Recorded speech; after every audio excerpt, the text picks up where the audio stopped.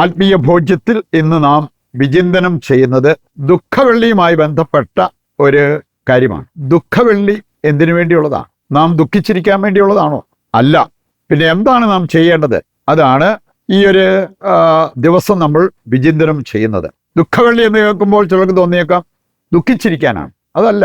ദൈവം ഏറ്റവും കൂടുതൽ നമ്മിൽ സന്തോഷിക്കുന്നത്, നമ്മെ കണ്ട് ആനന്ദിക്കുന്നത് എപ്പോഴാണ് എന്നുള്ളത് നാം തിരിച്ചറിയണം. ദുഃഖവെള്ളി നമ്മെ ക്ഷണിക്കുന്നത് സ്നേഹിക്കുന്നതിലേക്കാണ്. ദുഃഖിച്ചിരിക്കാനല്ല, സ്നേഹിക്കാനുള്ള ഒരു ക്ഷണം ദൈവം നമുക്ക് തരികയാണ്.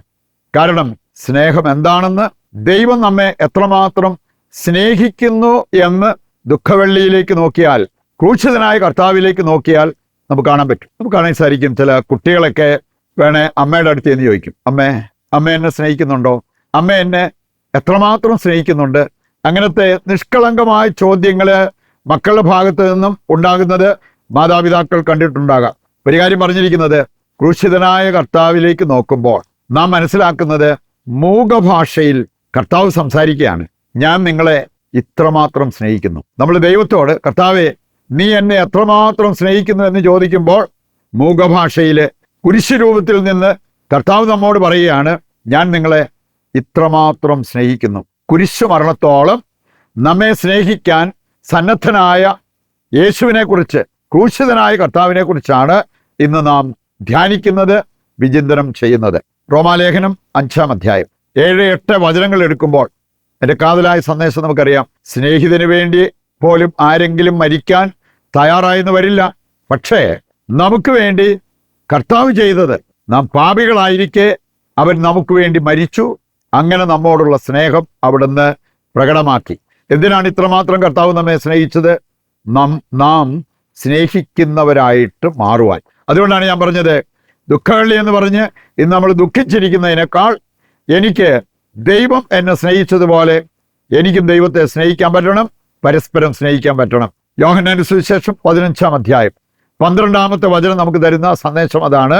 ഞാൻ നിങ്ങളെ സ്നേഹിച്ചതുപോലെ നിങ്ങളും പരസ്പരം സ്നേഹിക്കണം. ഇതുമായി ബന്ധപ്പെടുത്തി മറ്റൊരു കാര്യം നമ്മൾ കാണുന്നത്, സ്നേഹം പ്രതിബന്ധം അറിയുന്നില്ല എന്നുള്ള ആ ഒരു യാഥാർത്ഥ്യമാണ്. വിശുദ്ധ ജിയാന്ന ബെറേറ്റ അവർ സൂചിപ്പിച്ചൊരു കാര്യമുണ്ട്.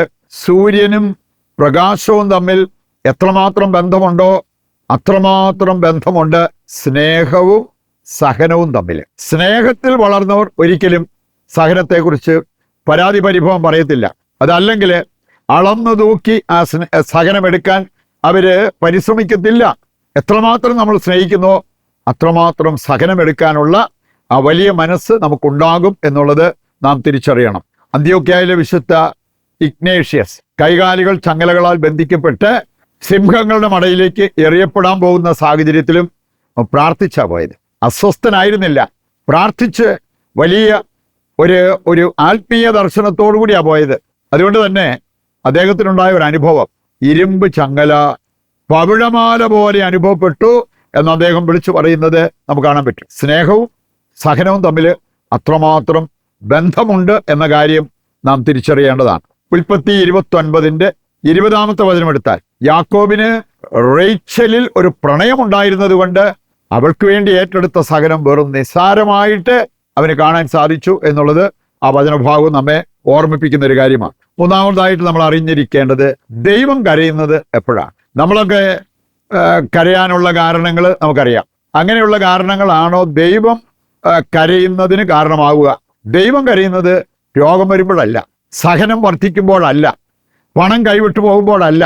ഇങ്ങനെയുള്ള കാര്യങ്ങളൊക്കെ നമുക്ക് കരയുന്നതിന് കാരണമായി മാറിയേക്കാം. ഒരിക്കലും അങ്ങനെയുള്ള കാര്യങ്ങൾ വെച്ചല്ല ദൈവം കരയുന്നത് എന്ന യാഥാർത്ഥ്യം നമ്മൾ തിരിച്ചറിയണം. ദൈവം കരയാൻ 2 കാരണങ്ങളാണ് ഉള്ളത്. ഒന്ന്, മനുഷ്യൻ പാപം ചെയ്യുമ്പോൾ ദൈവം കരയും. രണ്ടാമത്തേത്, മനുഷ്യന്റെ സഹനം കാണുമ്പോൾ ദൈവം കരയും. ഇതെല്ലാം വചനത്തിൽ കൃത്യമായിട്ട് നമ്മൾ മനസ്സിലാക്കുന്ന ചില കാര്യങ്ങളാണ്. ലൂക്കായുടെ സുവിശേഷം 4-ാം അധ്യായം എടുക്കുമ്പോൾ നമ്മൾ കാണുന്നുണ്ട് 40 ദിനരാത്രങ്ങൾ ഉപവസിച്ച് പ്രാർത്ഥിക്കുന്ന യേശു. അവിടെ വിശപ്പ് അനുഭവപ്പെട്ടപ്പോഴും അവൻ കരയുന്നില്ല. അങ്ങനെയുള്ള ജീവിതത്തിൽ ദുരിതങ്ങൾ അനുഭവിച്ചപ്പോൾ കരയുന്നതായിട്ട് നമ്മൾ കാണുന്നില്ല. മർക്കോസ് 3:21 മുതൽ വായിക്കുമ്പോൾ യേശുവിനെ മാനസിക രോഗിയെന്നും പിശാചുബാധിതനെന്നും പറയപ്പെടുന്ന രംഗം കാണുന്നുണ്ട്. അതിൻ്റെ പേരിൽ യേശു കരയുന്നതായിട്ട് നമ്മൾ കാണുന്നില്ല. അവൻ്റെ നിയന്ത്രണം നഷ്ടപ്പെടുന്നതായിട്ട് നമ്മൾ കാണുന്നില്ല. ആത്മസംയമനത്തോടെ മുമ്പോട്ട് പോയ ഒരു വ്യക്തിയായിട്ട് യേശുവിനെ കാണാൻ പറ്റും.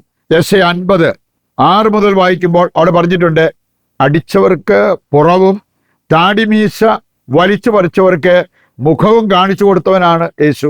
അവിടെയൊന്നും കരയുന്ന നിരാശപ്പെടുന്ന ഒരു ദൈവത്തെ അല്ല നമ്മൾ കാണുക.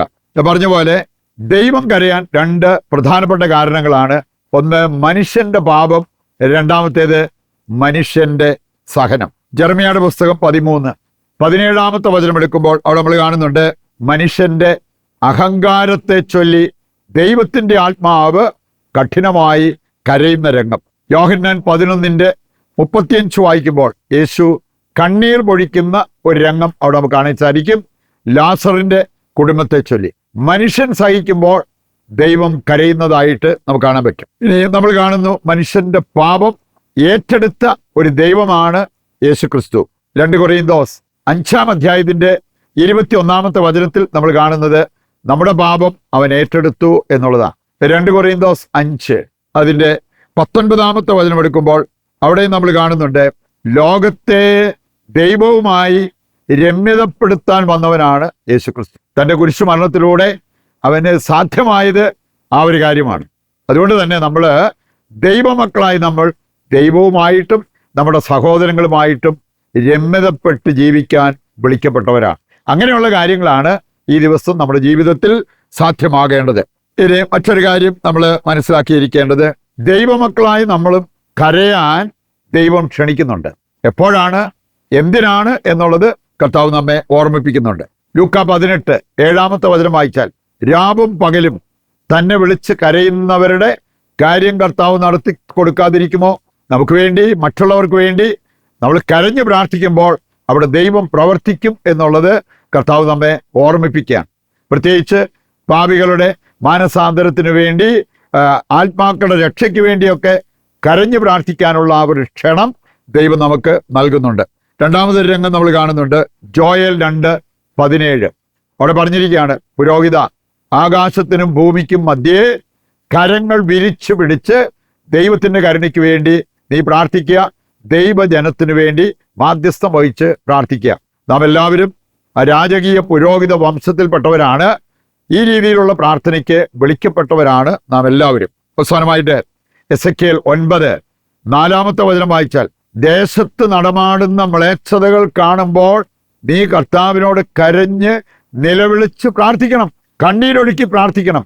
അപ്പോഴാണ് നിനക്ക് സുരക്ഷിതത്വം ലഭിക്കുന്നത്, ദേശത്തിന് മോചനം ലഭിക്കുന്നത് എന്ന് കർത്താവ് നമ്മെ ഓർമ്മിപ്പിക്കുകയാണ്. പ്രിയപ്പെട്ടവരെ, ഈ ദുഃഖവെള്ളി ആചരിക്കുമ്പോൾ ഈ കാര്യങ്ങൾ ഹൃദയത്തിലേക്ക് ഏറ്റെടുത്തുകൊണ്ട് നമുക്ക് ഈ ദിവസത്തിൻ്റെ പ്രാർത്ഥനകൾ, ഈ ദിവസം നമ്മുടെ ജീവിതം കൂടുതൽ അർത്ഥവത്താക്കാൻ പരിശ്രമിച്ച് പ്രാർത്ഥിക്കാം.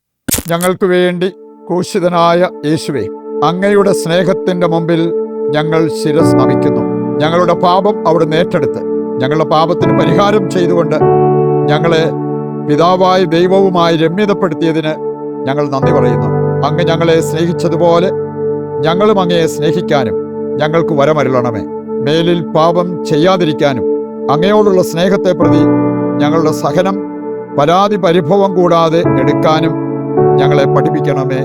ആമേൻ. നമ്മുടെ എല്ലാ ആവശ്യങ്ങളെയും നമ്മുടെ ജീവിതത്തെ തന്നെ കർത്താവിൻ്റെ കരങ്ങളിൽ ഏൽപ്പിച്ചുകൊണ്ട് ക്രൂശിതനായ കർത്താവിൻ്റെ അനുഗ്രഹ ആശീർവാദം നമുക്ക് ഏറ്റെടുക്കാം.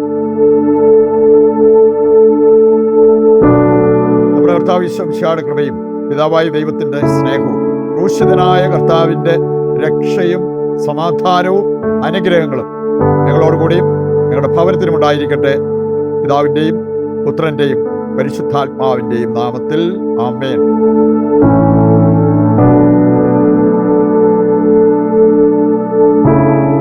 മറ്റൊരു എപ്പിസോഡുമായി നാളെ വീണ്ടും നമ്മൾ ഒന്നിക്കുന്നതാണ്. ദൈവം നിങ്ങളെ സമൃദ്ധമായി അനുഗ്രഹിക്കട്ടെ.